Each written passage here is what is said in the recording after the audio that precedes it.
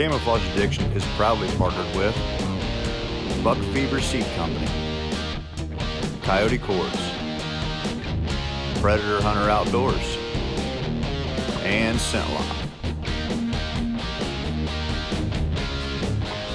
All right, welcome to our third episode, Camouflage Addiction Podcast. Today we are talking with Lockjaw Lure, and we've got them on the phone right now. Right here with me, I've got Tyler, Justin, and old Josh Holscher, CA guys here. And we've got Philip and Justin on the phone. Josh has got a freaking bell on his cup. Thirsty. Fill me up. But, all right, fellas, how are you guys doing? Good. How are you? Good. You guys in the shop making baits tonight or what? No, we took the night off. Oh, that's unacceptable. Don't you guys have a bunch of orders to fill? Yeah, kind of. We're getting to them. So, one thing, I guess I want to start off by just kind of introduce you guys yourself and then talk about Lockjaw a little bit and how it started. Well, so basically we got to know each other. We fished for a pro staff team, Anglers Bait Company, or Anglers Bait and Tackle, I guess it was. So we kind of got to know each other there, and one night Justin just started making some lures, and I had seen it and always wanted to do it, so I contacted him, and we met up and started making some lures together. Decided, we were going to do it for ourselves and everything else, and after a while, guys wanted to buy them, and I thought, well, we might as well pay for the hobby, and started doing that for a little bit, and then it just kept blossoming into more, and here we are. Got a shop and stuff. And yeah, I was talking to Justin actually on the last podcast, and we were talking about bringing you guys on, and I had told him that, there was a time where, Philip and we'd gone coyote hunting, and I had no idea, about the whole lure or anything, and it's like next thing you know, you guys are like booming with orders. You guys are blowing up like crazy. And then I remember coming over there the one time, and I was hanging out with Philip, and Justin, you weren't there. I actually hadn't met you until the last time I was there, but I was just hanging out with Philip, and he was making some baits, and I was just kind of watching him and seeing how he was doing it. And then last time I came, it was like that's when you guys had like your little store in there, like you had a storefront where you walk in, and I mean, it was just phenomenal to me that in that short amount of time, I mean, one, you guys have busted out enough baits to have a storefront like that, and two, just the amount that you guys have blown up and how successful you guys have been, which is wild. Yeah, we look back, we started on my kitchen table. My kids running around, my wife in and out of the kitchen. It all started out of a cardboard box, so we didn't overspray too much in the kitchen. And, we still have that box. We keep it in the shop as a little reminder for ourselves. But to go from there to a storefront with probably about $60,000 worth of inventory in it, it's definitely humbling. That's nuts. So you guys like close to quitting your full-time jobs or what? No. Got a lot of ways to go. You guys have been kicking some butt in tournaments, though, haven't you? we've been trying. We had a pretty good year. We left some money on the table at a few places, but overall, I think we're pretty happy. Yeah, I know the one time that I was over there with Phil and watching him make the baits, I know firsthand the amount of work and time and that you guys have put into those baits, and it really shows in them. I mean, some of those baits you're painting, I mean, you just can't. I don't know how you guys do it. It's phenomenal. The design, the colors, everything is perfect, and it's showing because you guys have blown up, and people are buying your baits, and it's really cool. And that's why I wanted to get you guys on the podcast because, when I started Camouflage Addiction, that's really what Camouflage Addiction was. It was more of a platform for local people to share their success and what they're doing. Obviously, you guys don't need a platform. I mean, you guys are booming right now. But with the podcast, it's nice to kind of get back to our roots and support, the people that are around us. Cause you guys are right down the road from us. I've known Philip. Actually, I've met Philip through my wife, and I mean, they grew up together, and then, obviously Justin knows Philip, and, it's just cool to see you guys succeeding the way you are and blowing up like you are. And I'm excited for you guys in the future. I just hope that you don't remember or you don't forget the small people back home. Yeah, man, we appreciate that. Definitely. So what do you guys sell the most of? You guys selling a lot of crankbaits? You guys selling a lot of plastics, or what seems to go through your shop the most? It really kind of just depends on the time of the year. As the year progresses, the bite changes, and so do the techniques and everything else. So, I'd say early season we start out selling hard baits more, and then we work into jigs and soft plastics, and then when the buzz bait bite kicks on, and then it's kind of a hodgepodge throughout the summertime, and then the fall kicks back in, and you start selling your spinner baits and your buzz baits more, and back to your hard baits again. It cycles, I guess. Yeah. Yeah. Yeah, I don't know. It's cool talking about it with you guys because I don't know too much about the whole bass fishing. I just usually go to the Walmarts there and buy some jigs, and I mean now I go through you guys, but right. I've never. It's cool talking to you guys about it, but there was something I was going to ask, and I don't remember what it is now. Well, I know I went to a show down in Hamilton, and Philip had a booth set up down there. You all did, and had some really good deals for show deals and whatnot. And I think Dad bought a big old bag of just variety pack kind of thing, and he's been using them. He's in a bass club, and he's been doing really pretty daggone good using those baits. So yeah, and you go to a show like that, and Philip and Justin and them, they don't hesitate to sit there and discuss things with you and what you're after and what they can do to help you get that point, and all that kind of stuff. So it's real nice to be able to be personal like they are with your supplier. Yeah, basically. Yeah. Well, I mean, big part of our year too. Those kind of really kick us off. They're typically in January and February, and they're always a really good time. If nobody's ever been to a fishing show, a tackle show, come out. Even if not, looking to spend any money or buy anything, just come out and be around fishing sometime in the middle of January, especially here in Ohio. You don't get that opportunity much. There's always good seminars, just mom and pop shops like what Phil and I are with Lockjaw. It's crazy, those kinds of things. It's a really neat avenue for us small to be able to use because it really boosts us, starts our year off in the right direction. Yeah, exactly. How many shows were you guys able to do? I know with this whole COVID thing, it's kind of put a setback on a lot of things, but was you guys able to get into a decent amount of shows? Well, last year I think we did 2. This year I think we're figuring on.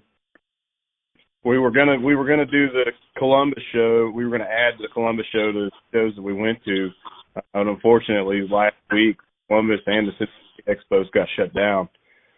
So we're going to be back with just our 2 main shows, the Tri-State show down in Hamilton and then the Indiana show over in Noblesville.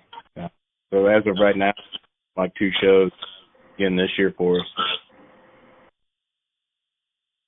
Yeah, so for those of you that have tuned in and listened to this podcast, make sure that you guys go to Lockjaw Lure's Facebook page and their Instagram page and keep up to date on shows and what's coming, the products that are coming out. One thing I want to ask is what started the whole thing? I mean, what made you decide that you wanted to start making fishing baits? Was it something that, you just decided one day you're sitting around thinking, well, I'm just going to start an extremely successful bait company, or how did that come about? I mean, did you guys discuss it, or did you take off and then Philip join you, or how did all that work? I was at Disney World with my family actually, and was laying around one night and saw a Facebook post of a guy making some baits, and I thought, I'll probably do this. And thought, if I can, maybe I can save myself a little bit of money and, start making my own stuff. And I got home. Well, actually, I ordered the stuff that night when I was down there in the hotel room, got home, the stuff was here, and started painting. And like Philip said, I posted one on Facebook, and then he messaged me. And outside of anglers, we really didn't have much interaction together. We really didn't know each other that well. Now we spend 22 hours a day with each other, it feels like.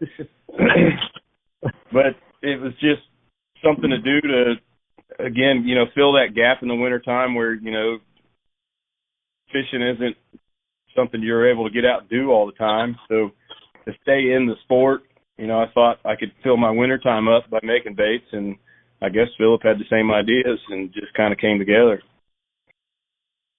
And now you guys are taking off. We had no idea. And, the same thing, keeping the box, we still got some of our first work, and, you'd have thought we were cavemen up there discovering fire when we painted our first few baits. We were tickled pink. And we look back at those now, and, there's days that I just kind of wish I didn't even see them. So, it's cool to see the progression from the inside, and to see where we started, both as a company or just as painters, and to where it's become, and then adding baits on top of it and getting into South Plastics and jigs and the spinner baits, just trying to cover the whole year basically. It's been really neat to see it grow. Yeah. So where can folks go to obviously they can go to your Facebook and Instagram and see the baits that you're making, but where can they go to purchase baits? Is there a website, the link you can go to, or do you guys sell them on Facebook, or what's going on there? We do have a website. It's www.lockjawlureco.com. Or they can contact us on the Facebook page. Facebook and Instagram is where, all the new stuff gets uploaded to first. And then it trickles to the website. It just takes time to get there, having full-time jobs, we just aren't able to stay up on the website as well. But right. You can do orders either way, and we urge people to come see us in the shop. Like I said, we've got that place stuffed with about $60,000 worth of inventory for guys to come in and just take right off the shelves. And that's at 106 North Main Street here in Arcanum. And we are there in the evenings, Monday to Friday, from 6 p.m. to 10 p.m. Yeah, and I'll put the link to your guys' website in the description of this video, along with the address to your guys' shop, and then I'll make sure that obviously Lockjaw's tagged in it. That way, they pretty easy for them to get to and check out some of the baits. But yeah, we appreciate that. So what are you guys drinking tonight? You guys drinking Busch Lattes? Bud Light. We went a little higher. Wah, wah, wah. Oh man. Okay, so funny story. So last night Justin got some of them lights, the front of his truck. And so we went over to Justin's house last night, and I was going to help him do that. And of course, once we get to the garage, the first thing we do is we go to the fridge. And he had some Busch Heavies in there from our last podcast. So that's the first thing I went to. And Justin grabbed the Bud Light. I'm thinking, what is your problem? Like, are you not feeling good, or what is it? So I don't even know you anymore. He opened it up, and God knows how long those have been in there, though. But he opened it up, and he took a swig of it. Just the look on his face, because we've been drinking Busch Light so much, and the Busch Heavies, that he drank this Bud Light, and the look on his face. Oh. And the only thing that I could say when I looked at him was, "Idiot." Idiot. Why would you do that? So he took a drink, and then the look on his face, he put it down on the table. I think he took one more drink of it, and that's all she wrote. I gave it a second chance, and I'm not gonna lie. I used to drink Bud Light. That was my thing, and then it's like I kind of got turned on to Busch Light, and I was like, okay, this ain't so bad, And then you go back to Bud Light, and it's like, oh gosh, what was I thinking? Full disclosure, I'm a Budweiser drinker, but Philip, that a boy, he drinks the Bud Light. But I I'm coming off Corona, so I can't taste or smell anyway. So it's just going down like. Wait, are you coming off of Corona the alcohol or Corona the virus? Oh, yeah. Philip texted me the other day and he asked about the podcast because originally we wanted to bring you guys in and like have you with us, and which we'll do that again in the future. We'll schedule a time that, you know, we can actually get together and drink some beers, talk fishing and stuff like that. But Philip texted me the other day and had said something about you guys weren't feeling the greatest. So we're like, well, shoot, we'll still do the podcast. We'll just call him and talk to him that way. So can't catch the Rona over a phone. No, you can't. Well, that's debatable. You cannot. But the good news is if we would do the podcast between 5 a.m. and 10 o'clock p.m., we'll be all right. Yeah, you don't get the Rona at that time. No, it only travels from 10 to 5 here in Ohio. I don't know what it is in other states, but in Ohio, it only travels from 10 to 5. We only got about 2 more hours left of this, or we're going to split up. The weenie will get hold of us. We're going to have to put our mask on. Yeah. We are sitting a little too close, to be honest. Yeah, we've got a couple hours to finish this podcast. I think we'll get it done. But You guys got your masks on around the shop tonight? Yes. No. Maybe. I'm going to tell you what, I've done some things in my life that I really don't think that I could get the corona. Yeah, I remember that time you eating horse shit. Yeah. I never ate horse shit. Don't bring that. Don't even say that. Oh man. Well, guys, I appreciate you guys coming on. You guys have any questions for these guys before we let them get back to drinking their piss water? Man, That was brutal. You guys been out deer hunting at all? Nope, not in 2 years, man. Good, because there ain't no deer in Ohio anyway. I took the years off. I think the last time I was here, you. Really? Yep. Oh, I remember that because, okay, so everyone that knows me knows that when I get in a tree stand, You're loud. No. Extremely loud. No. You always bring crack. You bring I do bring crackers. You crackers. eat the most obnoxious snacks. but in the no, tree stand. I gotta have 2 straps on the tree Oh, yeah. or I freak out.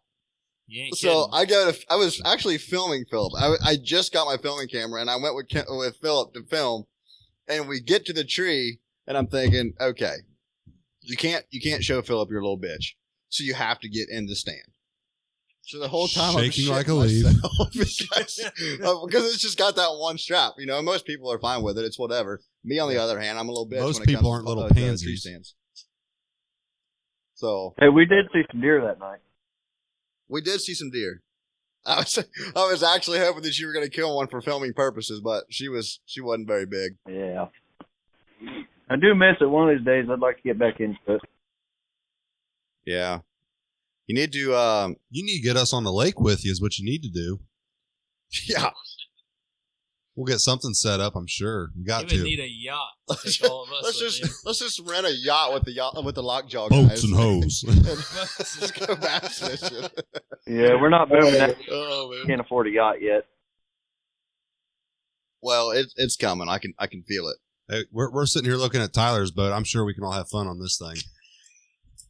It's what's it? Like a 14-foot V-bottom, baby. There we go. We're podcasting in Tyler's garage right now. We got a table set up, obviously with it's just covered in different alcohol. But we got football playing on the TV here too, so we've got it muted right now. So Speaking of, the Colts just won, so that's the a good Colts thing just on won. my Brownies part. won today too. Brownies Whoop, won. whoop. Go Browns. Yep. So, but well, fellas, we've taken up 20 minutes of your time.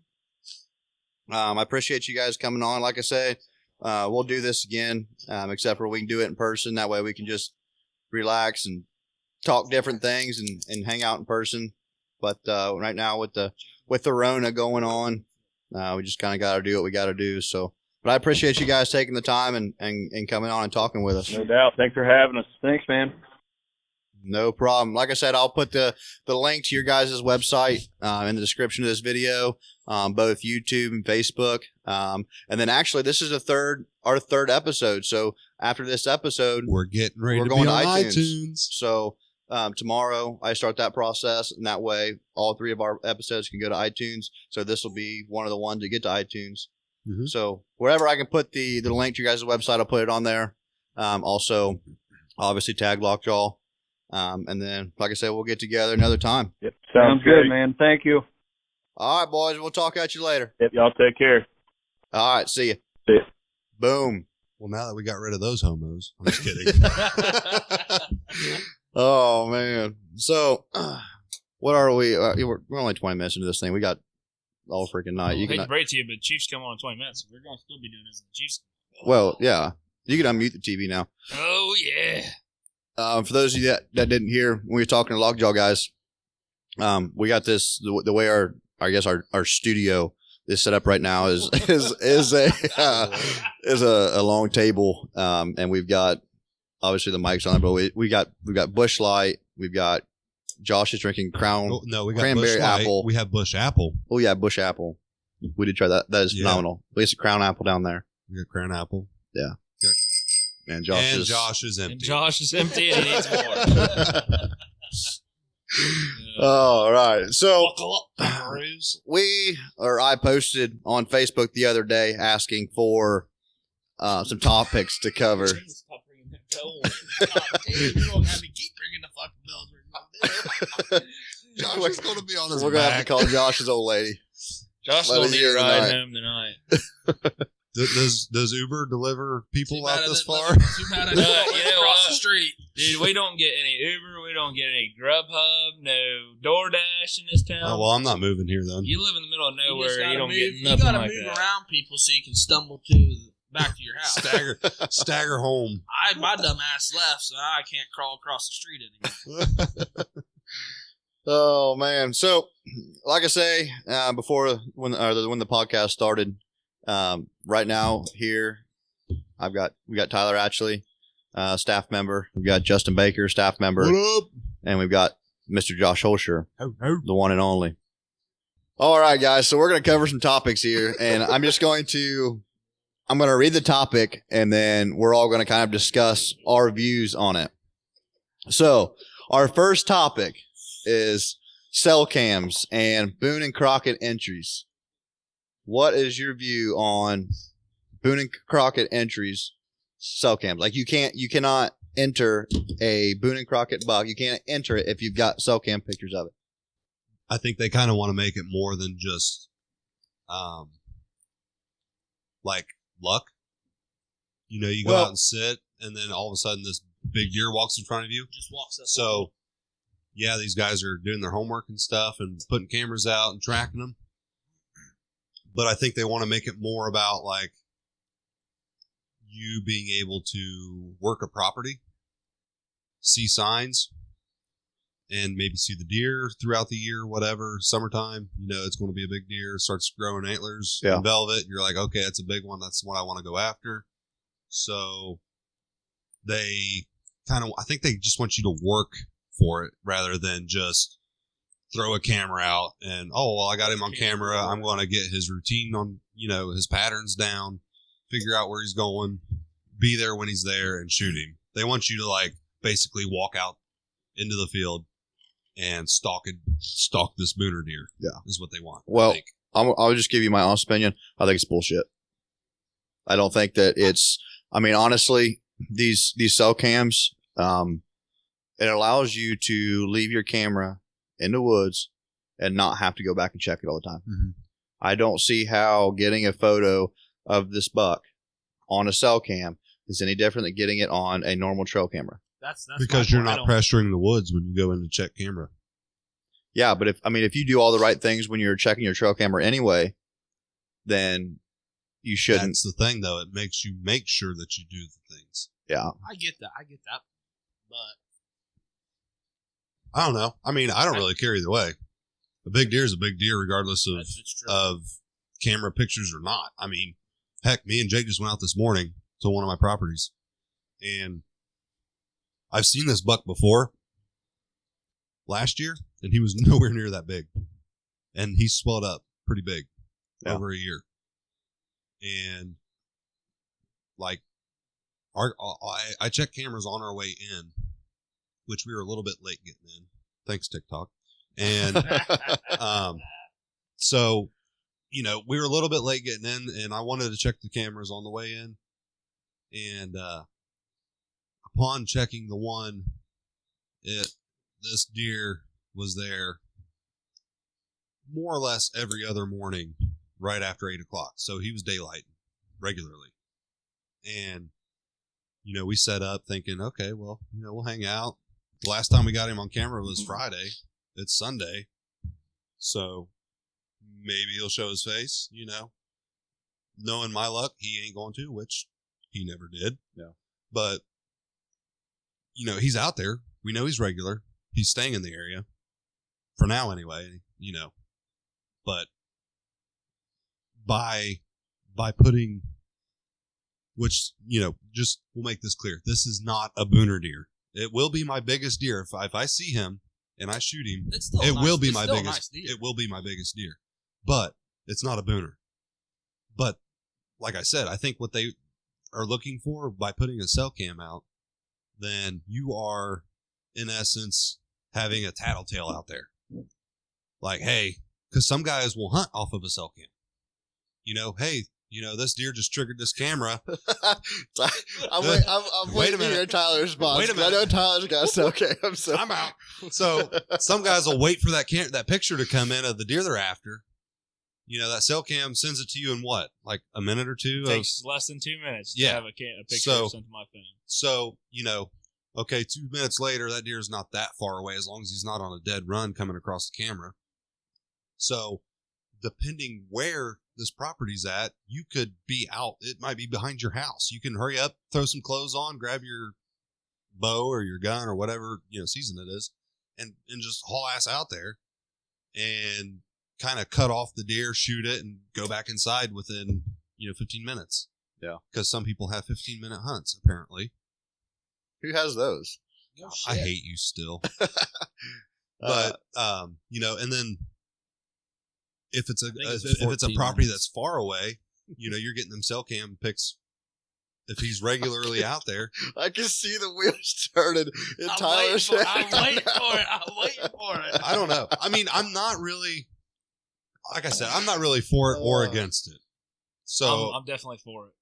You want to allow the cell cam pics You want to me, to harvest a booner. It's really no different than doing that and then pulling a card on your way to the stand. Yeah. If you only hunt one property anyway, or a lot of people have more than one, but some people do only hunt one property all the time, then they're going to be there regardless if they have a picture of him or not. It just makes you more excited, I think. It just helps. Be there. It's like having a cheat sheet for your homework. Well, that's how I passed school. So having a cell cam isn't always the best thing either, because when you're not in that tree stand and you have a nice buck that stands right next to your tree stand, and you're not there, I mean, it really irritates you. It makes you cry. I didn't cry, but it's irritating. or when you're in your stand and you leave and you pull in your driveway and your cell cam sends you a picture of the deer you're after. Yeah, I would cry on that one probably because I was just there. Yeah. But no, I don't have cell cams. I know Tyler's got one now. I just finally started running one this year, and I think it is awesome. For $5 a month, and to where I don't have to drive to that property because it's not right outside of town like my other ones, then for $5 a month, it's worth it to me just to get all the pictures sent right to me. Right. What kind did you get? Right now, I'm running a Muddy Manifest. Really was hoping to get some of the Tacticams, but they're really hard to get right now.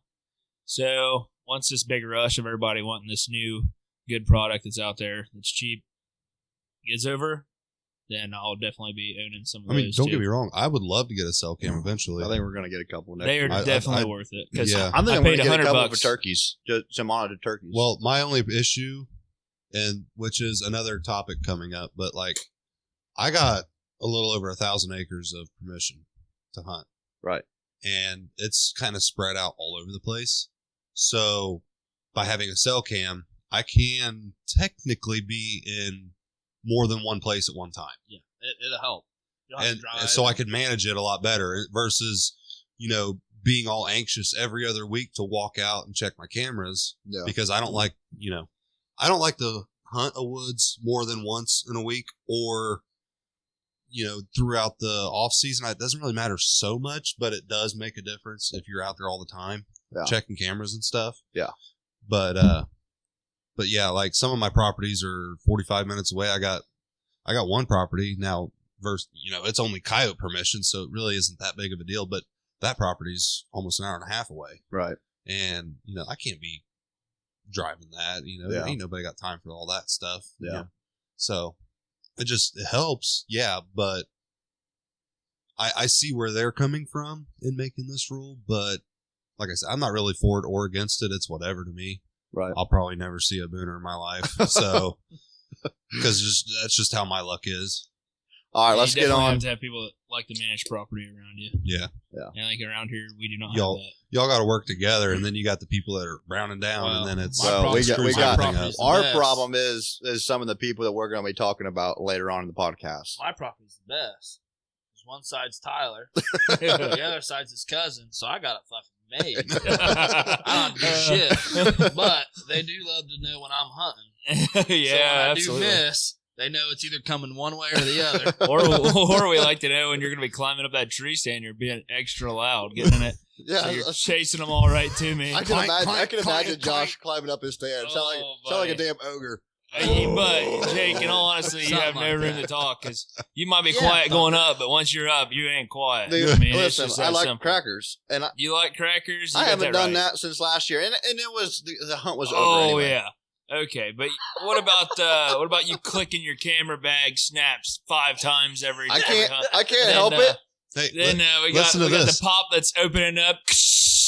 listen to this. This morning That's he had to carry not true. He had to carry a chair to our spot. I already had a chair He's set like up, dying when he got and there. he didn't close the chair because he This is said it was bullshit. too loud. Well, on the way in, it bounced off of every limb, going clank, clank, clank, clank, ting, ting, clank, and I'm like, okay. You guys I are guess- probably the most dramatic men I've ever I met guess in my we life. will just hurry up and get to the spot Yeah. and get set Hope in. that a deer that's dumb comes by. A deaf deer. I don't know if there is deaf deer, I'm sure there's got to be If somewhere. they hang around Jake, Hey. they'll be deaf. All right, Hey. enough of this. I'm tired. There I'm is. tired of hearing it. Because they come to me all the time. All right, our next subject. The use of tracking dogs gives hunters confidence to take questionable, unethical shots. Ugh. I do not think that is true. I do. I agree, and here's why. Because if you know, and I'm not saying that, obviously, even if I put a good shot on a deer and I can't find, like I'm calling a dog, like I'm not going to let that deer get away. My thing is I think that there are some folks out there that do take questionable shots, unethical shots, knowing that they can call a dog to help track that deer. I will say a lot of people rush shots instead of Yes. just waiting like another minute. I mean, I get it if a deer is pressured and moving from something spooking it and it like runs in front of them and they get it to stop and then take a shot, whatever. That's different. But some people, this deer is literally just lingering and hanging out. And it's like they don't want to wait any longer. They just got to get that shot off. It's like if you would wait, 30 seconds, that deer will turn, give you a good broadside shot or whatever it may be. If it's behind a tree and you can't get the shot you want, but you shoot back or forward just so that way you can get the shot off. I mean, Yeah. I don't know. I think, like, if you don't have a good shot, just don't shoot. I mean, I can see both sides because we got a guy here in town that we can call to his dog's trained to track. But me Are personally, you talking about Cody? Yeah. Yeah, Cody. We called Cody once. Yeah, I would still Yeah. want to put a good shot on it, even though in the back of my head I know, well, I can have Cody come out and bring his dog, and we can track and find it. But I don't want to be out all But night. you're still trying to make a good shot. want You're to- still I still- trying to make an yeah. ethical shot. because I don't want to make a bad shot and then we don't find it, and then it's like, well, that deer Exactly. We'll got see. the waist or it's wounded or In my head, because I have shot a doe before, and I swear up and down it was an excellent shot. Now this was down at deer camp where we go, hunting for shotgun week. But I shot this doe, and my dad was not far from me. He was probably maybe 100 yards away from me tops, but he was around the corner of a hill. So like there was no possible way we were going to get into each other or nothing like that. But I shot this doe and she hunched up. I had blood all over the place. She walked up the hill, across the road, and about halfway down the other hill, and you could see where she laid down. And now, whether or not somebody saw her cross the road, driving by, and then saw her lay down and die, and they ran down and grabbed her, or if she laid down and let it clot and then took back off again, I'm not sure. I mean, we'll never know. But, I mean, I have had that shot, and because of that shit humbles you. Like, you don't think you're, some sort of a sharpshooting Annie Oakley kind of thing. You know what I mean? Mm-hmm. So, like, to me, if it's questionable, like, in your head as you're getting ready to shoot, like, this might take a dog to find, don't shoot. Like, exactly. And that's I would feel personally, I would feel ashamed to have to call a dog. Like, now, if it's raining and you lose your blood trail because of rain or something like that, that's understandable. I get that. But personally, I would feel bad to have to call a dog in to find my deer. I've never had to have that, I've never had that problem. Every deer I've shot, I found. And it didn't go far.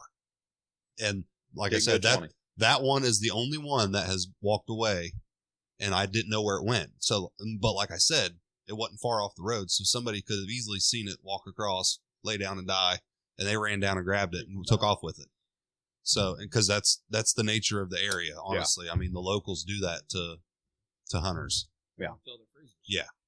I mean, I do too. So don't take my deer. But I think a lot of these tracking dogs have to come into play also, is because not so much of people rushing their shots. I think it's people that do not practice shooting their bow. They hang their bow up at the last day of the season and don't pick it back up till opening morning, and they expect you out and it still be on. Yeah, I agree 100%. And then be dead on. Because I know when I first start shooting every year, there's no way I'm putting the groups that I can put together after I've been shooting for weeks and months. Mm-hmm. I start shooting, like, I almost stay shooting all year long, it seems, because granted, early, right after season, I don't shoot very much just because it's still kind of crappy weather. But as soon as it starts to get nice outside, I'm outside with my bow. Practice shooting. Once a week. I'd be that guy that hangs the bow up at the end of the season. Yeah. Don't pick it back up till fucking. He absolutely would be. Absolutely. Tyler's always telling me, get your bow out, let's shoot it, make sure it's still on. Dave's always texting me, hey, you want to shoot? Hey, you want to shoot? Yep. I tell you what, I just love shooting bow. It's fun. That's why you're a good shot. Order some pizza, buy a case of beer, and shoot bows. But that being said, too, no matter how much you practice, you still might put a bad shot on a deer. Oh, luckily, to this day, I haven't, but it can happen. It doesn't matter if you hit a twig that you don't see, because if you're hunting in a thick woods or anything can happen. If you're looking down that peep sight, you might not see a branch or something if that deer has been moving the whole time to after you pull back. So no, and to back up what I said, I don't expect everybody to be perfect by any means. Nobody's perfect. No. You're going to have bad shots. You're going to have a misjudgment. I mean, I already had one this year. I misjudged a deer and I shot over its back. I thought it was further away than it was. Yeah. It was probably, 15, maybe 20 yards away, and I shot for it at like 30, 35. But in my defense, we were almost to the end of shooting time, so there was hardly any light left. And I was still in legal time. I won't do that. I was definitely still in legal time, but it was cloudy, so it got darker faster. Yeah. So, I mean, I saw the deer. I just misjudged it. Yeah. I could completely see it. It was not, I could totally see it. But yeah. That happens to Josh too when he's falling asleep. He wakes up. He's got eye boogers in his eye blocking his view. He wakes up to a big buck in front of him and he doesn't know what he's doing. That happened a couple years ago, actually. I know it did. Daniel ended up shooting it. Most people, whenever a deer is kind of moving and it's running in front of them, they're trying to get it to stop. They go, meh, meh. Josh is snoring, so it stops whenever he hears it snoring. Well, I had woke up, and I woke up and I looked to my right and scanned to my left, and it was a nice 8-point buck, and I was like, "Fuck! When did he get here?" Everybody loves him a big 8. So it was decent for bow hunt. I haven't killed a deer yet since I bow hunted, and I'm like, this will be a good one. I misjudged how far it was. Shot right underneath its belly, and the fucker took off. And I was like, but you learned from it. I did. I was mad. I was So like, I'm that's done. all that matters. He learned to stay awake and to use a rangefinder. Yep. I actually went out and bought me a rangefinder after that. Yep. Well, I got a phone call a little bit later from Tyler saying his cousin had shot a buck, and it went on my grandpa's property. He wanted to know if he had permission. I said, yeah, no problem. And I went out there and helped him. Mm-hmm. It ended up crossing the river. So I called the guy, and he doesn't allow hunting, but he has feeders everywhere. That's where all the bucks come from. Yep. So he's like, yeah, I don't want to see a nice buck go to waste. So we crossed middle of winter, crossed the river, freezing cold. We never ended up finding it. Well, when I was asking Daniel, I said, what's it look like? He started explaining to me. He's like, yeah, it was a nice 8-point buck, decent body. And I was like, you're welcome. He's like, what do you mean? I said, did it come over to your property hot and heavy? He goes, yeah. I was like, yeah, it's because I missed my shot. Started laughing. One man's trash shot is another man's treasure. Well, it ended up not being a treasure because we never found that. Yeah, buck. That's true. I mean, we had a potential treasure. We had good blood trail for, we tracked it for an hour or so. Should have called a dog. That comes back to that comes back to the whole, you might hit a branch or a twig as you shoot, because he had to shoot through a Y in a tree, and he knows for a fact he hit a branch. Pretty sure that he definitely hit it. There's a lot of blood. I think it's just a gut shot. Yeah. Me and Josh didn't help track it. It wasn't until the next morning, because he had tracked it some that night because he thought he put a good shot on. Then after thinking about it, going back to the stand, he realized what happened, I believe. And he thinks that he pushed it that night. So that's what kind of caused that deer to keep running. And if they keep moving when they're gut shot, it's going to be hard to find them. That's another thing. If you have a questionable shot that you think you might need a dog, just back out.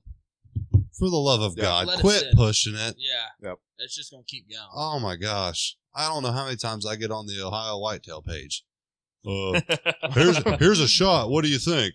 Here's a shot. What do you like? If you don't know what you're shooting at or what your shot looked like, quit going after the deer. Back out and go in, a few hours later or something. Yeah, and double check. But quit freaking pushing these deer that you shoot at on bad shots. And they're just going to keep going. Getting some lighted knocks on your arrows definitely helps. I need that. I mean, I've got some green ones on mine, and I can watch those things go into the air. Mm-hmm. Through the deer.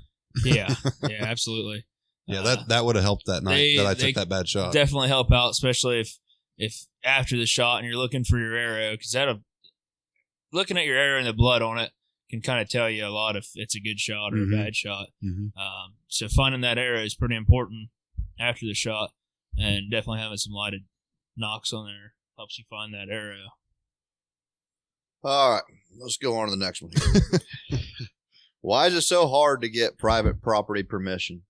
Well, this is that subject that I was talking about. I have had very, very good luck with asking permission to hunt properties. I have been turned down, don't get me wrong, but it's only because that person already hunts. Right. But other than that, I haven't really had an issue around my house. Like I said, I've got a little over 1,000 acres of permission. Now, mind you, one of the farmers that I talked to, he probably makes up 30% of that permission because he's got a lot of land. But I just be respectful. I mean, don't go there, I think that's what a lot of the problem is. A lot of people show up after. Yeah. And they're just like, I'm done. Because the one guy I got permission for that, I've actually had a lot of bucks on camera the one buck that ran under my stand, this exact property, this, early opening morning when that buck ran right under my stand and I passed on him when I shouldn't have.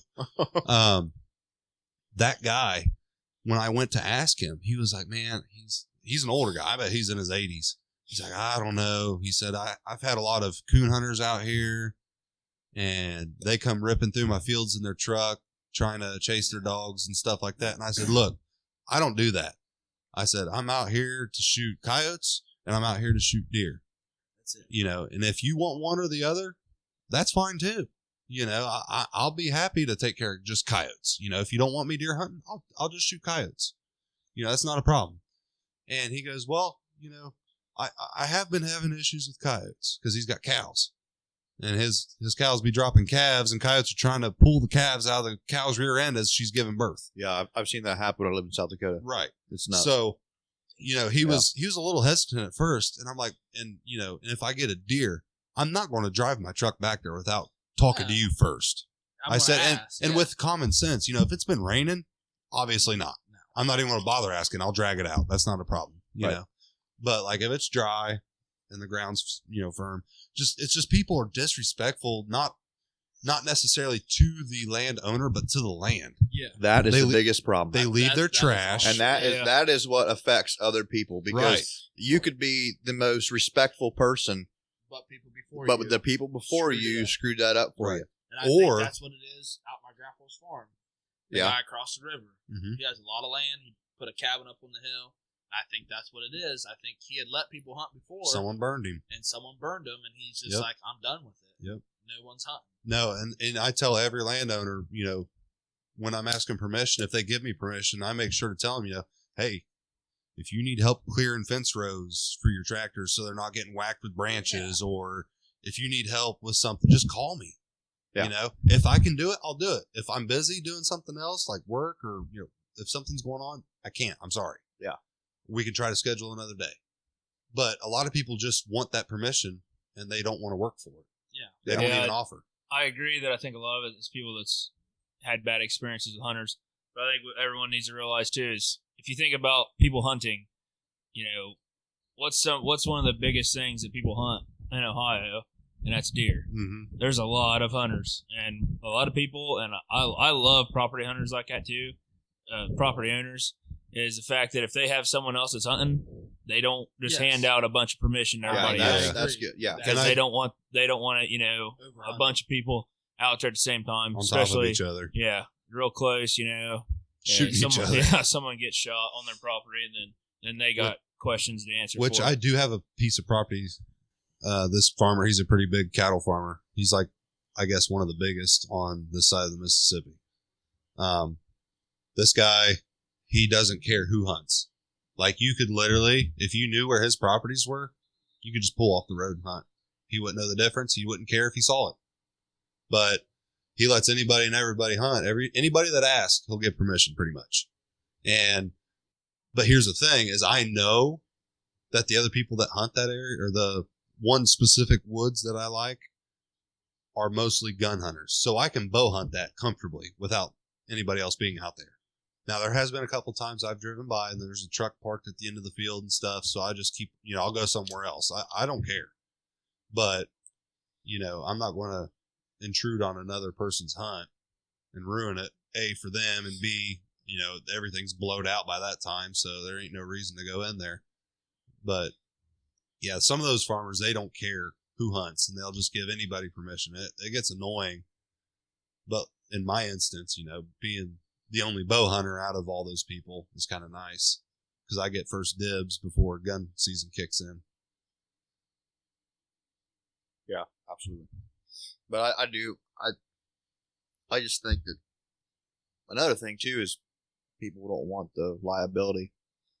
But I think the biggest two reasons, is because of past hunters that have disrespected the land or the landowner. Mm-hmm. And like Tyler brought up, they've already got somebody hunting.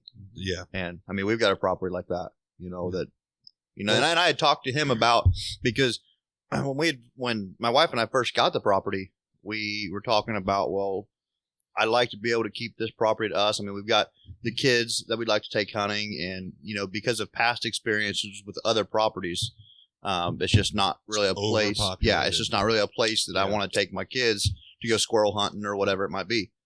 And so we went and talked to him, and we asked him about the potential to lease. If I give you this amount of money, every year, what amount of money would it take? Well, yeah. Yeah. Would we be able to be the only ones that got permission to hunt here? And he said, you don't have to do that. He said, I just won't give anybody else permission. That's good. So that was good, but it didn't stop trespassers. I mean, we still got. I mean, we've had coon hunters that have come in there, and we've had people. Yeah, we've had people just riding their horse through our property. Like I don't think that stuff really bothers the deer. Yeah, it's just the point. I mean, that's why landowners don't want people on their properties because and like my brother, he got permission for that one, and these farmers are huge. They own thousands of acres, and they were letting him hunt, and they told him the only way he can hunt is if he takes down these tree stands that were out in that woods. That was a big mistake on my part. I should have never helped on that one. I wasn't there.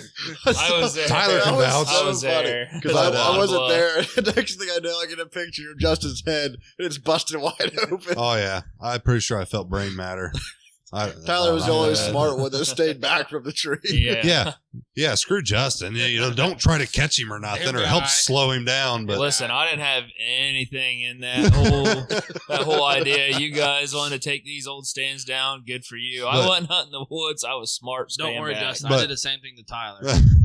He sure did. I wasn't catching his ass. I went to move some stands out from last year after the hunting season was over, and we busted the strap off the top, and I thought it was going to stay loose, so I went on down, undid my one around the middle.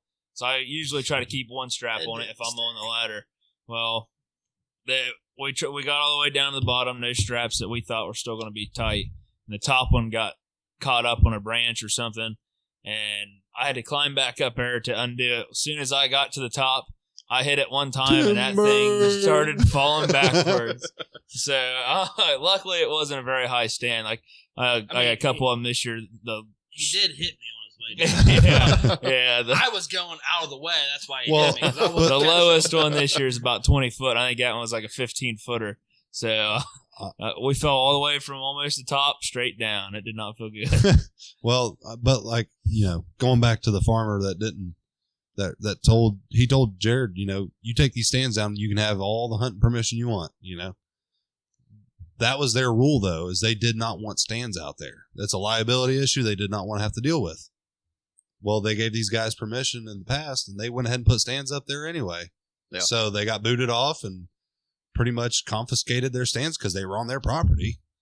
And, but, Jared talked to him or whatever and, said, how he puts his stands up and where he planned on it, just one stand, and they actually let him put one up at least. But it's that's not really the point. But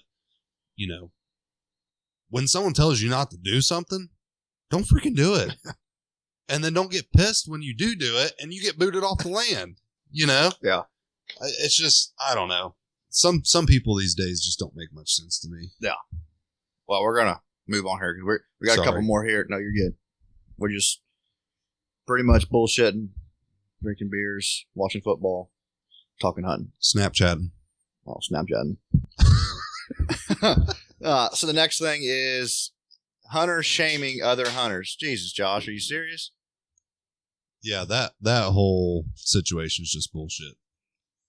That is horrible. Like, you have no idea what kind of experience this person has, how long they've been hunting, and the fact that these guys have to post a picture of a deer like that they're proud of, and then like they have a little moment of being shameful because they're like, in quotations or parentheses, not my biggest deer, or yeah, I know it's not the biggest thing. It's like, who cares? If you're proud of it, be proud of it.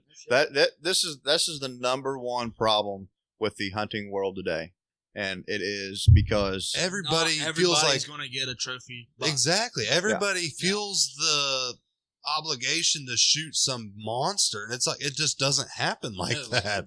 When you're Tyler and you've got monsters to choose from, it's different. That's different. I have zero monsters to choose from. Yeah, bullshit. I seen them on out the sale cam. I've got no You big can't. bucks You on can't camera. enter that in the boot of Crockett's. Just so you know.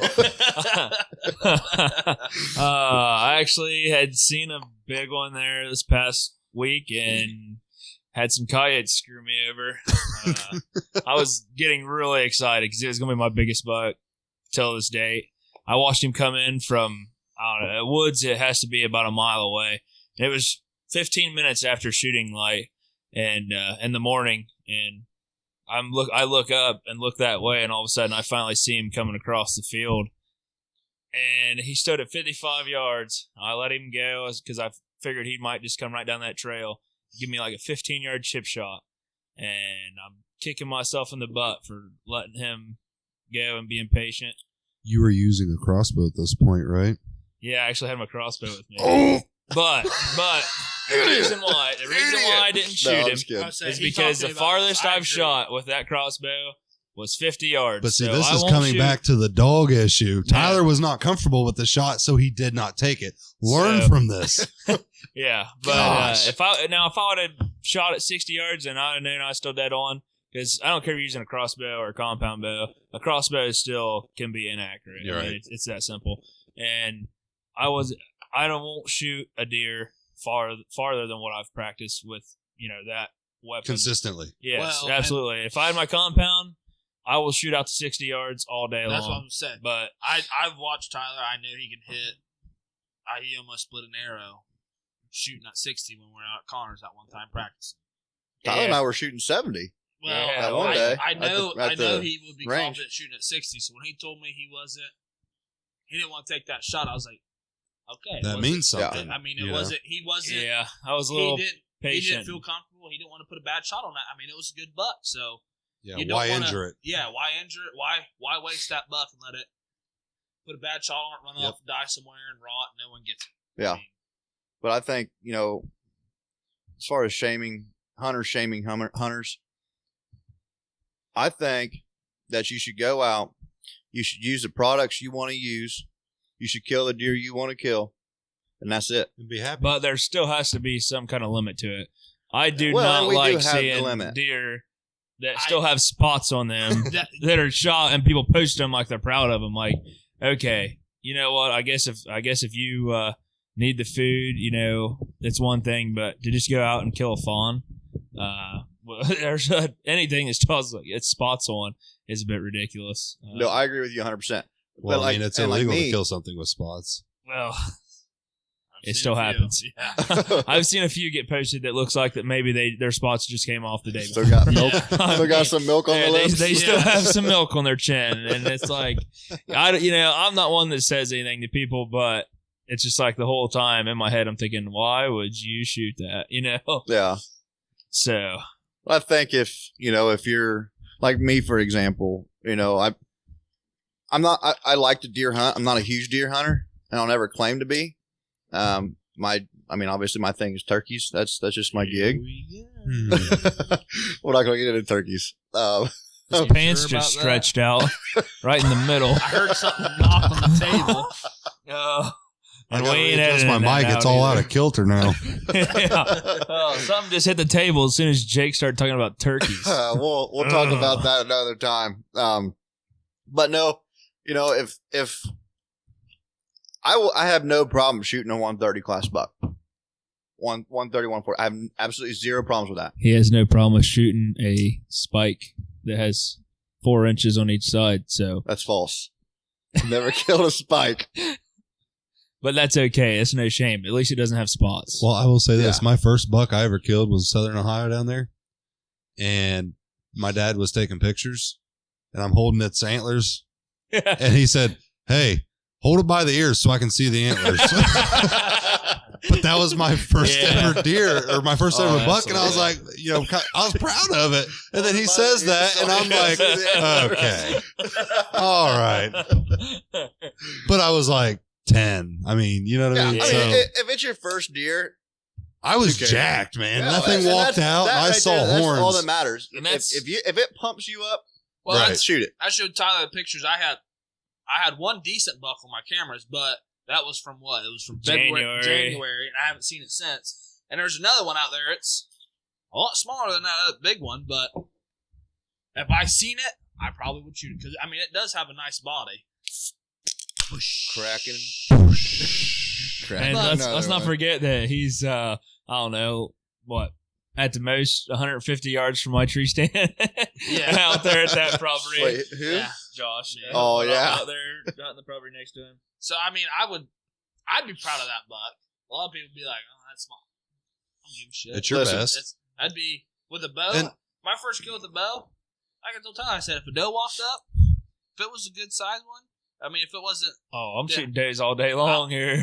I'm filling the freezer. Trophy does. Trophy days. Hey, listen, Heck yeah, man. That's all I go for. We're all about those trophy days. But no, like, and that's the other thing I think that happens. You know, I've said this to I don't know how many people now. I get so sick and tired of getting on face pages and Face pages or yeah, Facebook pages? face pages Face and pages. seeing big deer, and I'm just like, you know, these big deer being killed and stuff, and I'm like, just bummed out about it because I've got camera pictures of nice deer, and I have literally seen 2 bucks in the daylight this year.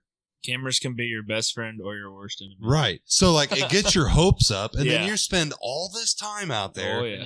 and then you don't see it, and you just are like bummed out. You're hard on yourself. Yep. I know how that And- was last year.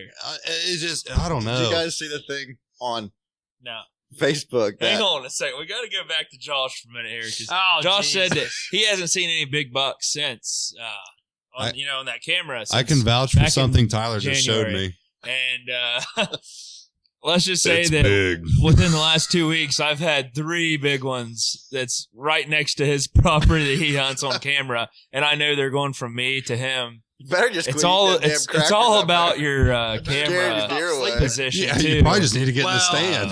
I you think gotta they're coming you by gotta my locate stand. them. Yeah, They're coming by my stand. I have my camera by my uncle's stand. Right yeah. now. It's I need to they move come it. in and out. You need to that get another whole strip camera. anywhere. I have Or a that. couple more That's what cameras. he needs. Well, he needs I needs got more one off cameras. of Tyler, and he sold me one that didn't. No, that Oh, thing worked. so are we That thing lemon worked. lawing this camera? Yeah, we are. That Right thing now, worked when I sold this it. podcast. Josh waits a year to Go put out it in the yard and wrestle for it. Whoever wins, It's a Josh gets his solar money powered back, or one. if Tyler wins, Josh has to shut up. Oh, yeah. Last I'm time not Josh gonna was shut up. wrestling, he hurt his tailbone. He cried for a week about how he couldn't do it. It was about a month.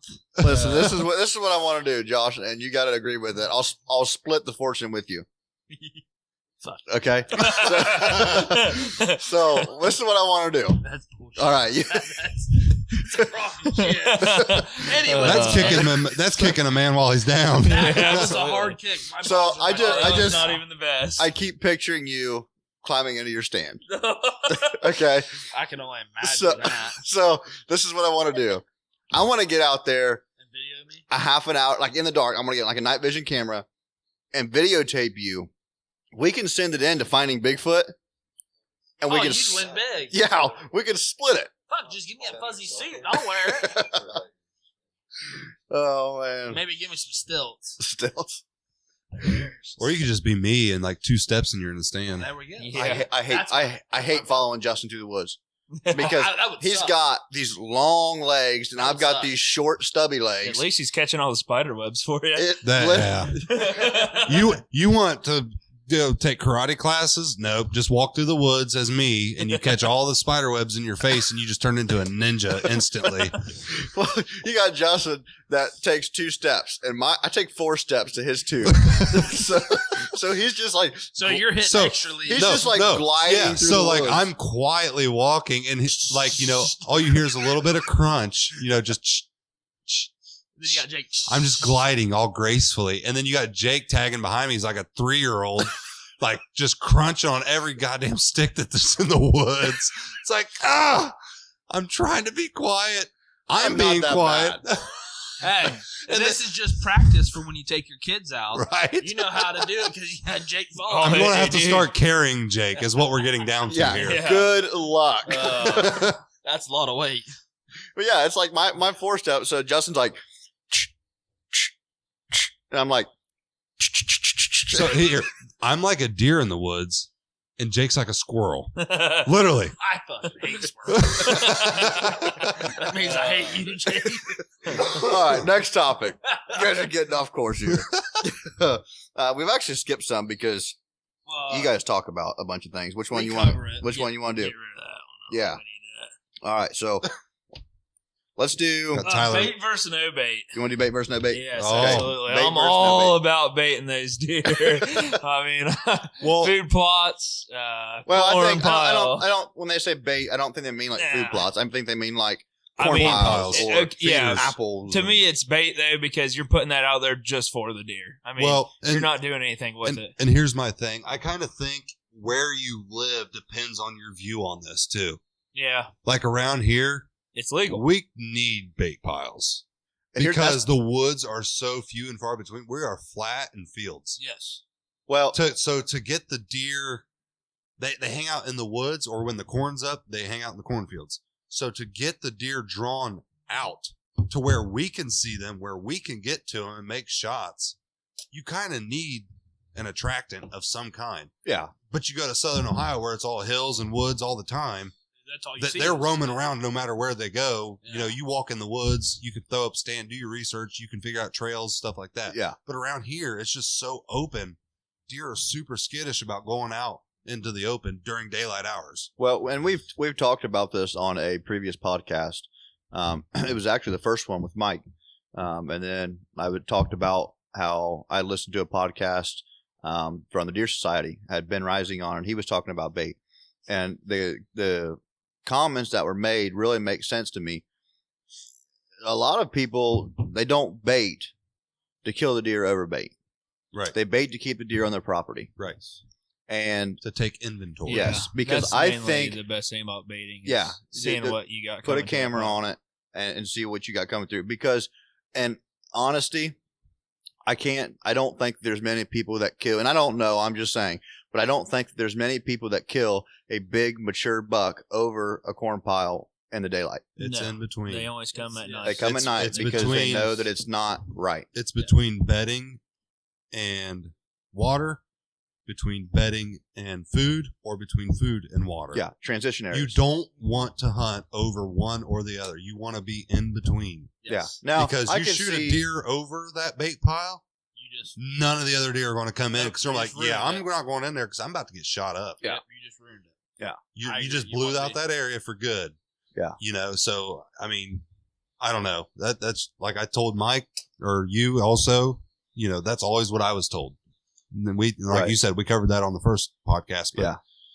you don't want to hunt over that stuff. Well, you don't that's- want to shoot the deer in their bedding area because they will move their bedding area somewhere Well, that's else. why I like. And they'll avoid that area altogether. That's why I like Daniel being on one side of me and Tyler being on the other. 'Cause You we're got back- smart people around well, you. Yeah, exactly. He lets us waste all of our money. Yeah, exactly. Well, yes, that's 100%. Josh is hunting the transition area. I am. Between Yeah. Tyler and his When cousin. Josh hunts, though, I mean, We what, talk, twice true. a we talk year? back and forth. Right. So now we know where the deer's coming and going. Right. So the corn, the feeder is in the middle of the woods. Yep. Where they come from Daniel's over to my grandpa's farm, feed, then they come by my stand over to Tyler's, or vice versa. So Yeah, because Tyler puts out like 300 dude, pounds of I love apples and well, 500 pounds of it's corn. It's funny you guys say that because I've been talking about putting a food plot out there because Grandpa wanted me to, and Tyler made a comment. He goes, "Why? He Why? goes, I already got one out and I'm there. like, you Got know one. what, Tyler? That's a valid point. I got one. To Why where would if I need Josh, to do all the work Why when you would I already do have? that? Yeah. Tyler's already done it all for me. Josh is on my going to one be one of stand, those you can property almost see line Josh's hunters. stand. Josh is definitely hunting the property. Josh is going to be that guy in the ghillie suit that we listened to earlier. Yeah, because if Josh is in orange or anything to where I could see him from my stand, Tyler can see me. I can definitely see him from the He stand. watches me sleep. Now, So you I've get got- to I witness- got- I listen, can hear him snore. Hey, in my defense, I've gotten better at it. Yeah. When I was, what was it? I he's think gotten I was 11 when I killed my first deer. I was hunting with my uncle. Did you have to hold the ears so you can see the antlers? Yeah, Hey, Jake. middle finger. Wow. So That's I was rough, asleep man. in the stand and I was snoring, and all I remember is him fucking nudging. wake up. Be quiet. We had 2 doe. That doe I shot was like 210 pounds. But I woke up. I was like, So is his dream. No. no. I can't tell you how many deer Dolphin's still in I've his shot. bed. I have probably shot 4 deer because they woke me up. Yes. You get comfortable, you fall Yes. asleep, and then you hear and you wake up and you're like, oh, look, a deer. Pull your gun out and shoot it. I didn't hear that. That has happened to me like 4 different times. Think about how many of those booners walked Right, by you right. when you I were was sleeping asleep. on my uncle's You've shoulder. never seen. I bet you got him on your cell cam. Oh, that would Those burn did you, not wouldn't it? exist back then. That would burn you, wouldn't it? You I sit there was- falling asleep, you get woken up to your phone going off because it's vibrating in your pocket because you had a 2 minutes later, big yeah, old buck right that in front buck of your walked camera. by 2 minutes ago, and it just got to my phone. I was sleeping on his shoulder when he woke me up, and I woke up. I go, "What?" Just like that. So I spooked him. Well, they ran out in the field, so I shot it on the run. Now, At 11 years old, that was a good idea. yes, but Now, I hit it. It was a good shot. Could I do it you knew again? you knew you had dogs to back you up. No, we didn't have dogs. Well, he had coon dogs. They might. I don't know. They might have been able to, but I seen it. I pulled up. I shot. If you asked me to do that today, 1, I probably couldn't do it, and 2, I'd be like, no. But I got lucky. I did. Somehow I hit it, and my uncle hit his. Well, I had school the next morning. They tracked that because they kept pushing it. They tracked it for about 1.5 miles before they found it. Cause they been on one of those before. They should have called the dogs. Well, we should have. Yeah, we've But, definitely done that one I mean, together. And did call the dog, too. Yeah. I was Still didn't ever find since it. I started Yeah. hunting, I was always bad. I'd get up in that stand and I'd get comfortable. I go to sleep every time. But I'm getting better at it, Tyler. So when you go out, you won't hear me snoring. You just got to sit in Maybe. stands that you're afraid to fall asleep in. Yeah. Because you're afraid to fall out. I did that That's this the year. problem, and your I've problem's already solved. fell out twice. I don't care. Problem solved. I did that this year. I was dozing off in my hang-on stand, and I was leaned up against a tree, and I'm like, all right, I'll be safe, as long as I'm pushed up against the tree. I started dozing off, and I feel myself falling forward, and I was like, oh! I woke up. All right, guys, moving on. We are over an hour into this podcast. That's okay. Lord. We're having So- fun. So let's get on to the last. About to hear the bell. the last Oh, here we go. I wish I had a bell. No. This is for Justin. So for those of you that don't know what the bell is, I think we talked about it, but the bell is Josh's. Attached to a mug. Yeah, it's attached to a mug. So every time Josh is Empty. empty, he rings his You're bell. about to hear it. Just give me a couple Hey, seconds. you can ring my bell. Oh. All right, It's a song. next topic. Jeez. So tips, advice, It's. tips. Different I wonder podcast. how much There's that. editing's going to go into this. None. I'm just rolling with it. Jake probably won't like to be on podcast. No, it's good, man. I'm No, we're just not going to have Josh on him anymore. fucking ringing his goddamn bell. Anyway, tips, advice, and starting points for beginners. So Patience. Read your regulations. Yeah, For sure. read the book for starters. I mean, definitely. Yes, always. Holy cow. When you go and get your license and tags, get the book. I'm And just look over. well, it. actually, I don't know what other states, but Ohio has the app. yes, I have. Yeah, the I have the app have too, the and app. it is like stupid easy. I mean, It you've is. got I love it. there is It's no a- excuse to not Zero. know the rules. I So agree. now, and this but is I will where- say I this. look over the book every year. I will say this. Oh yeah, What's changed. some Normally, something's always changed. changes. Yep. Yeah. It always Yep. does. And I will say this though, there are some things that can be confusing. They're in a gray area. especially to new hunters. Yeah, So my advice for that would be to call your game warden. right. Call the Department of Natural not. Resources. Do not get on Facebook and ask a question. Yeah. No, Yeah. You know how I many- mean, Facebook is a good tool for people, but But not You for see too- rules and yes, regulations. you see too many questions on there of stuff that is not in either- fine print or gray areas that you should know. Look in the book or just call the game warden. Yeah. Because they'll Yeah. clarify it. If you have a question, just call the game warden. They answer their phone. And if they don't answer, they will call you back. I've done it a million Well, and times. it's better And if to they do won't that call than you back, to call just them assume again. and get a ticket. Yeah. And tell them you did something illegal, and I guarantee you they call you back. And then just be like, "Look, well, I got you on the phone now. This is why I actually This is called the real you." reason. Yeah, you know. But no, like, again, I don't know. It seems like Ohio Whitetail page that I'm on is like just Yeah, I'm on there entertainment too. central because It's definitely these entertaining. people get on there and they're like, I don't know, is this gun legal? Well, I don't know. Ohio has it pretty clearly printed out. Yes. The allowed calibers, and it has to be a straight wall cartridge if it's a rifle to use. And like- it's plain and simple. I mean, It they is- ask it is questions clear like, as- "Is deer season even in right now?" Right. it's bad. It's like, no, it's elk season right now in Ohio. Like, Get on what them the hell? caribou. Read your books. Exactly. Read the books. And then, like, I mean, as far as like actual advice, Take besides the that, course too. I mean, it's patience. easy. Don't get old. I mean, I know I get jacked up anytime a deer walks in front of me that I plan on shooting. Yeah. If I don't plan on shooting it, I really don't get Like, jacked how up. jacked I do. up you get? But if I get jacked up, How jacked? oh, Like scale of 1 to 10. Like Tyler, Like Gretchen like Wilson this, ready? jacked up or what? Oh, there like it Jake. is. Is it like Jake when he and talks turkey? about turkey hunting?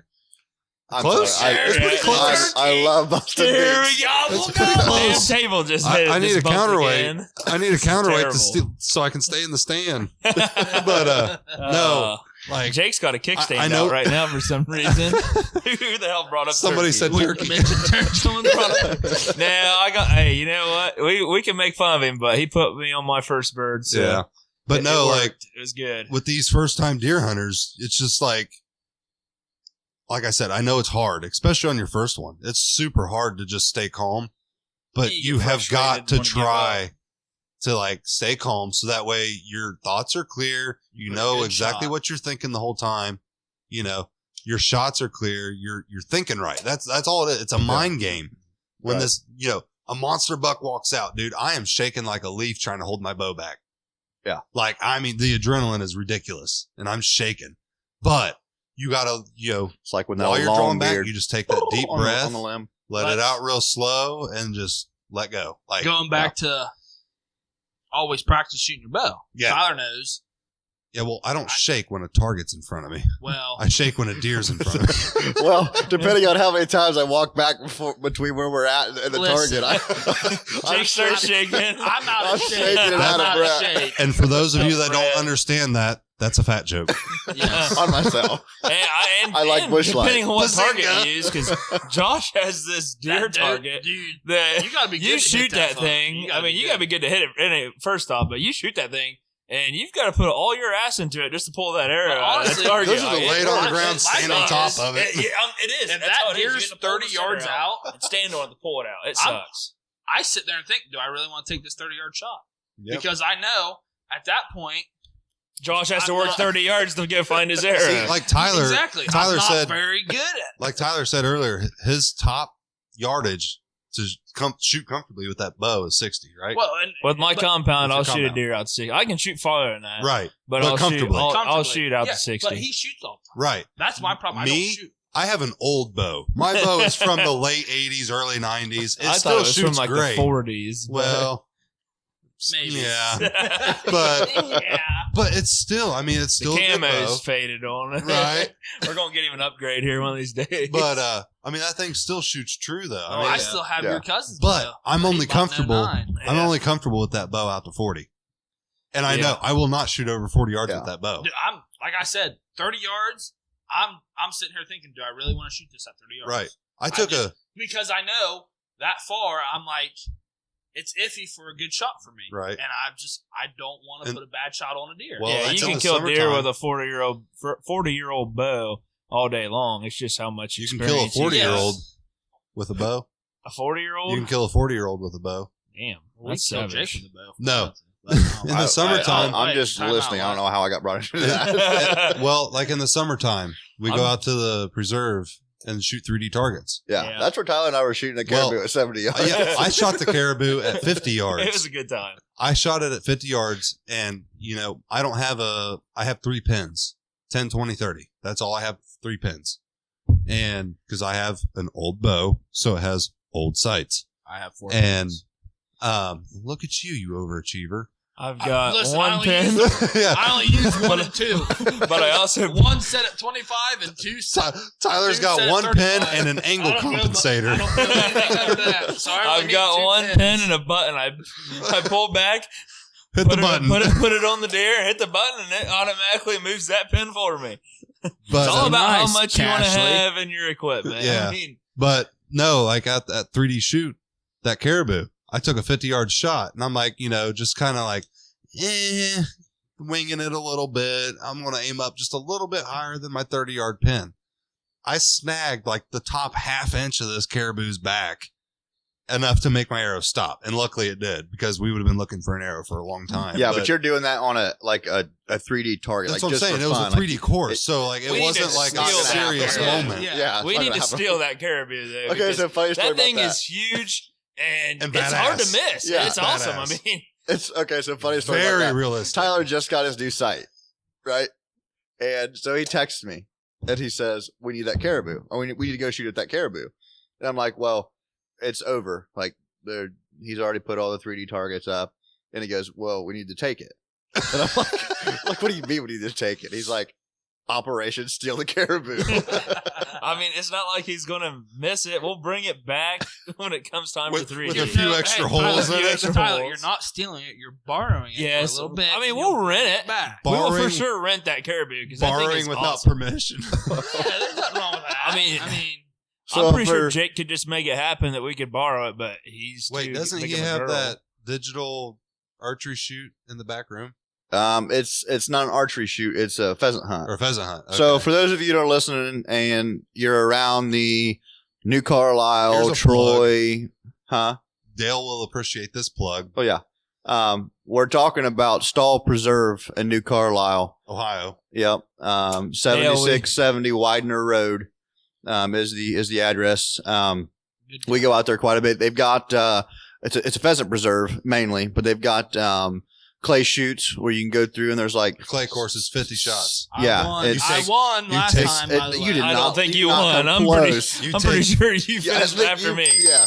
I won. So You take In 50 Josh's rounds, mind, he yeah, won. 50 and rounds. 50 shots. Yep. That's all you get. Yep. And you get And then scored you get on scored at the end. It's fun. There's It like is seven fun. different. There's like seven different stages. it. Yeah, setups. You've got the first one claybird comes from the right, one comes from the left, and no, the Yeah. first one they both come from the same direction. yeah. the second one fly they come- doubles. Yeah, and then he's got rabbits where they literally bounce across the ground in front of you, which And then they got some that are over the head. yeah, over the top of the head. But in the summertime, when you're not running pheasants, he's got a 3D bow course that you can walk through, It's and the there's whole like property. there's like 30 some animals. I mean, Yeah, he's got that's everything awesome. from deer, bear, boar.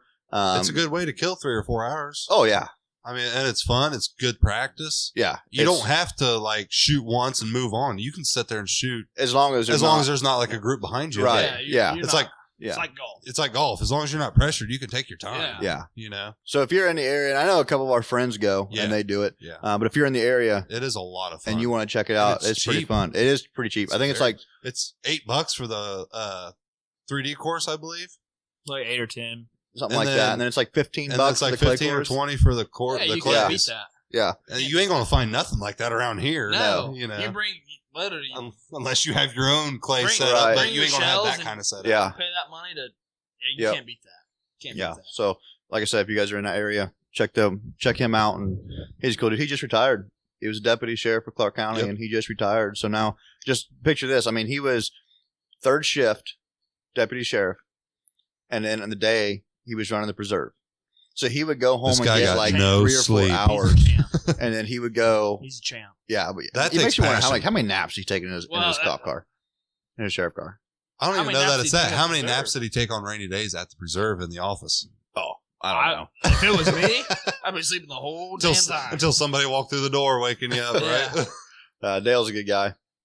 He is. That time he Very good He guy. needs Very, to very give We us went out his there- caribou. Though. That I mean, time we Tyler's so That stuck is- on the caribou. that Extremely caribou knowledgeable is guy. awesome. Very knowledgeable. Extremely knowledgeable. Yeah, very smart, very knowledgeable. If you have questions, you can ask him, and he'll Yeah. damn near know the answer to each one of your If questions. he doesn't, he He can point you He in the knows direction. somebody that does. Yeah. He can point you in the direction to get the answer. Yeah. So we've talked about them on the on previous podcasts, but our partners, we've got some really cool partners. Today, Coyote Cords sent me a message and asked if we wanted to do a giveaway. Yeah. So, which Travis is a really Ding, good ding, dude. ding. Actually, I think Tyler's the one that got us hooked up with them, weren't you? Yeah. Yeah. So Travis texted me today and asked if we wanted to do a giveaway. So I'm like, yeah, let's do it. It was kind of a last minute deal. So what we did is we put a post on Facebook about the giveaway on the podcast post, and you had to share the post. You had to make sure that you were liking our page, Camouflage Addiction, and you were also liking Coyote Cords page. So we had a decent amount of entries in just a short amount. I mean, it was 4 hours. Yeah, it wasn't a Something very like that. long. Yeah, I mean, it was. But that just goes to show you need to keep up. yeah. If And you want that's- to be in this stuff, and that's what That's we'll- true. you just got to I mean, keep up. You gotta. Yeah, we'll be doing a lot Follow of it. giveaways in this podcast, and this is where they'll be It's just like the the winners will beginning. be announced, everything like that.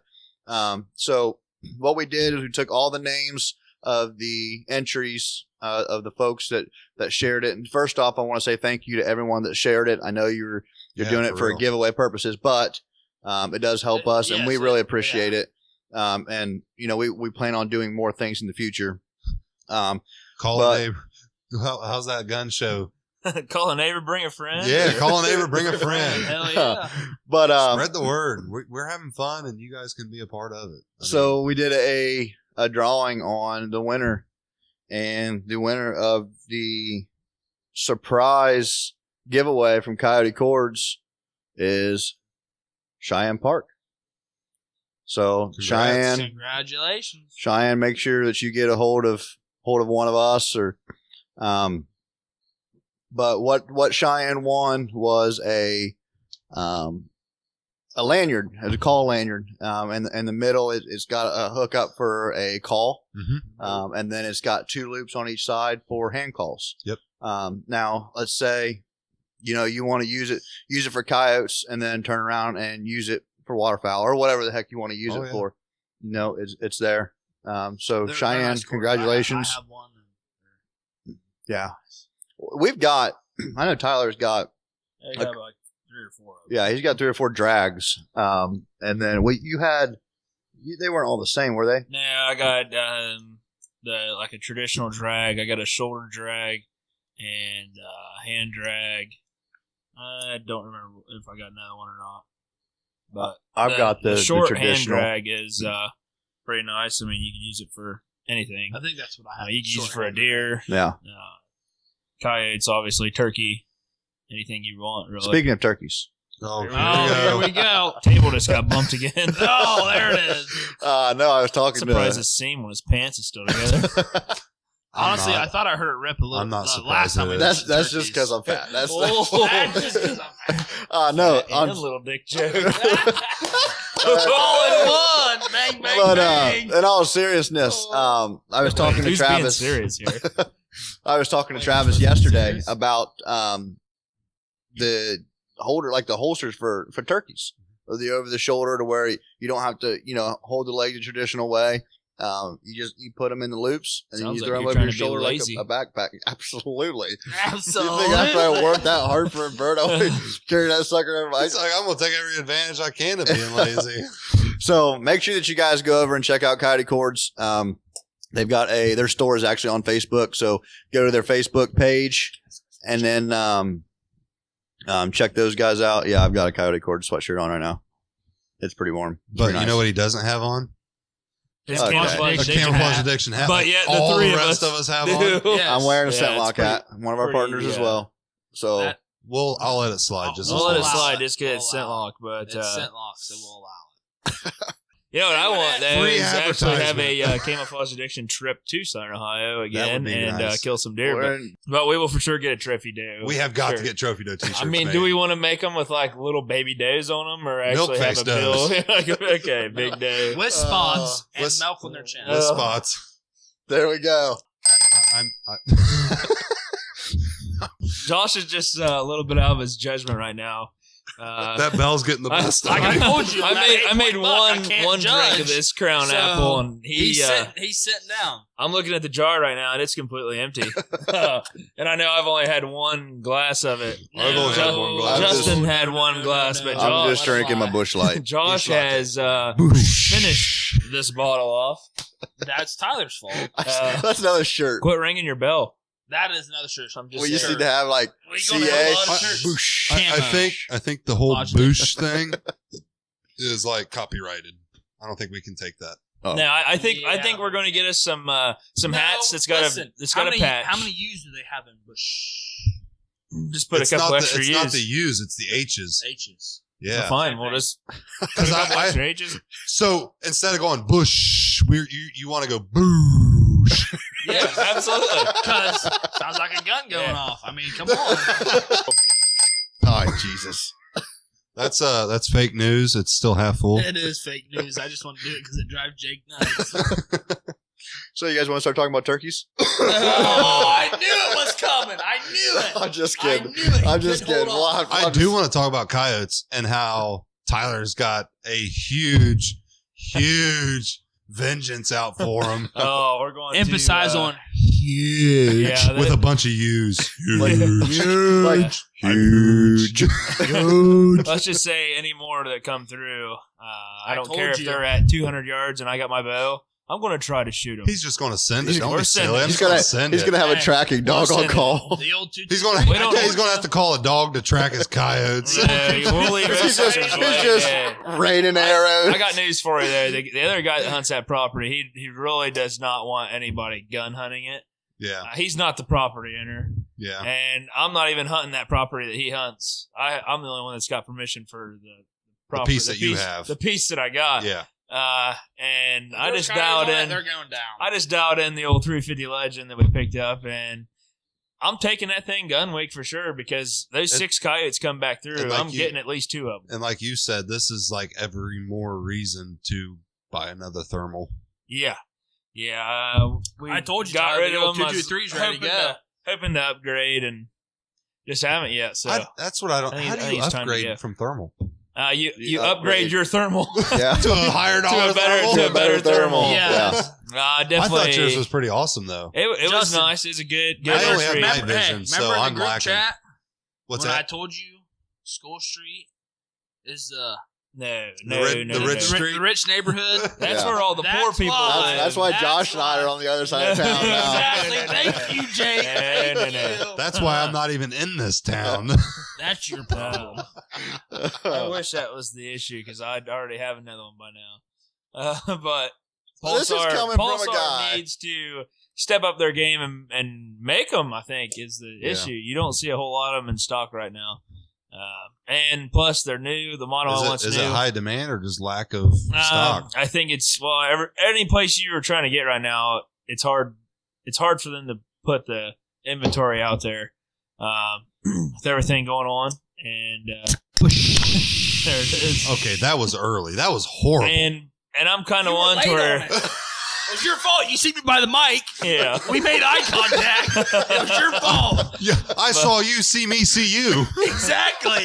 Your fault, not mine. We need to kill their mics, but anyway, I'm kind of You one still too. hear it through my mic. It's a new product, Yeah. and I want them to be able to work the bugs out of them before I buy one because there's nothing more that you're gonna hate. It's gonna piss you off is if you buy A new an product and expensive it's got a bunch of thermal bugs. and it's broke all the time Right. because it's just I know the I only feeling. not updated. I only had one issue with my night vision, and it was stupid cold out. You guys one run night. the same night vision scopes.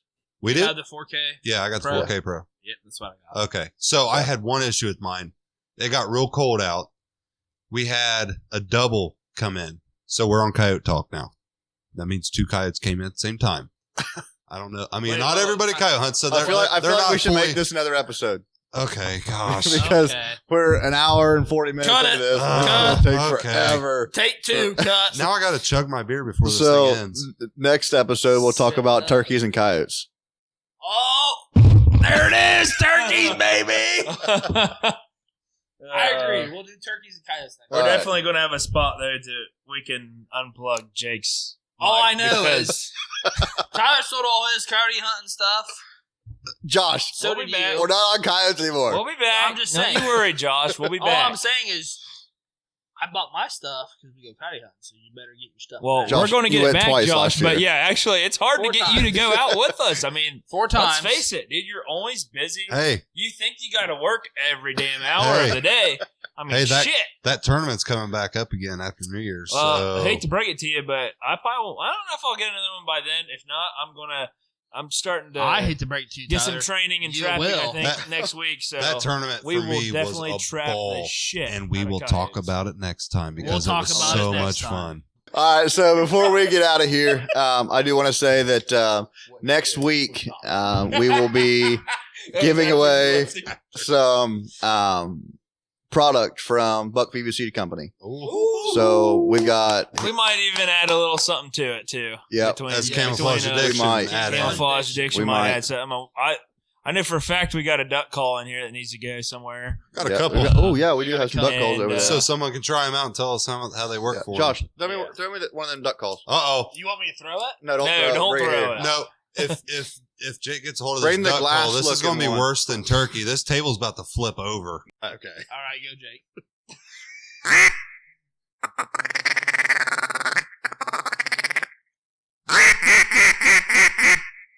Shoot!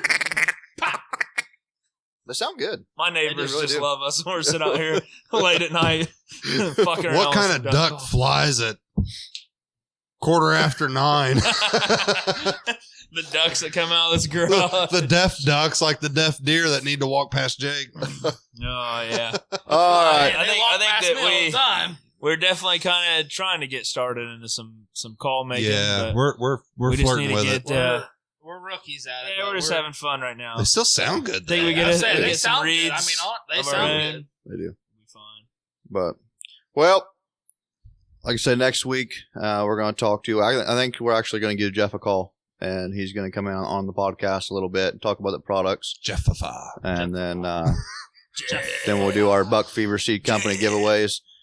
He sent us like a box of 20 A pounds I box seen that of box. worth goodies. of stuff. So a good it's definitely box. going to be a I'm giveaways gonna that put we in break for it. up. You can't win, Josh. Josh, you're not allowed to win. I know I'm not allowed to win, but I will put in for That it. doesn't mean tell your wife to get in either. No, I'm Listen, definitely. why'd you have to ruin it for me? Every one of my That's what I was family gonna members, do. I'm going to put them in it because I know there's some things. in There's there that, some good stuff. They need to be sitting in my closet. Even if I so- did that, Jake would see it come up and be like, nope. Jeff, if you're listening, give me some prices on some of those hats and sock hats. Yeah, he actually Yes. just Yes. he was I telling like me that he's got new hats coming. Sweet. With I want some. and they just updated his logo too. Yeah. So and his new logo is pretty And sweet. it is cool. Like it's super like I don't know, relevant to Yeah. everything that It's cool. the company's about. Yeah. So Oh, we cool. got a new logo not too long ago. And Yeah. I mean, we all know that Jake designed it because it's got a turkey on it. I mean, it's that That simple. is it's true. not only It's got a fucking deer antler too, asshole. It's But it's not got- a Jake. but it's a Tom. it's It's got a a gobbler. long It's a beard. long- It's a beard. gobbler. It is a It's a long gobbler. beard.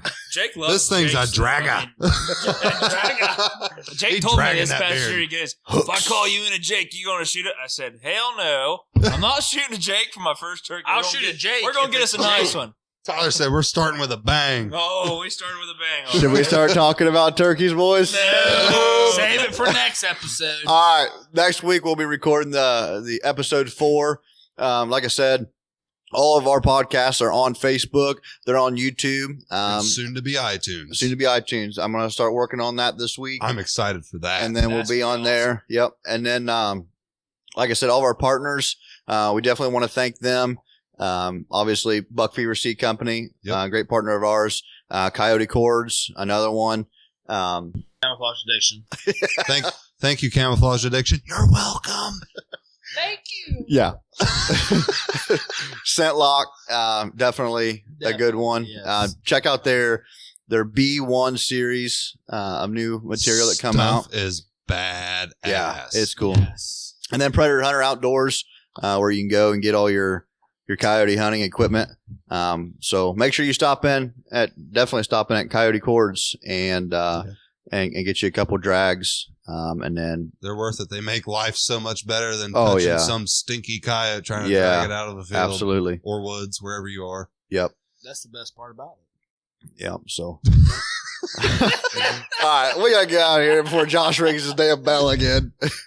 He ain't got no more ground apple to put in there. Listen, I'm gonna have to have this cup every episode. You are not taking that cup with you. I'm not taking it, but that cup has a lot no of matter age where we behind go it. for these podcasts, you got to bring it because The cup follows the Yeah, podcast. the cup Yes. follows the podcast. this is my cup. Oh shit! It stays in your house, but it's my cup. Oh, All right. I think that's how it Is that how that works. works now? You can borrow it when you All right. go. All right, guys. Thanks for listening, and we'll see you next week on the next one. And Jake is. Jake is what? I was going to say something, but I thought it was ending, so he could edit it out. All right. Finally, we're out of here. Thanks for listening. We'll see you on the next one. Have a good See one. ya.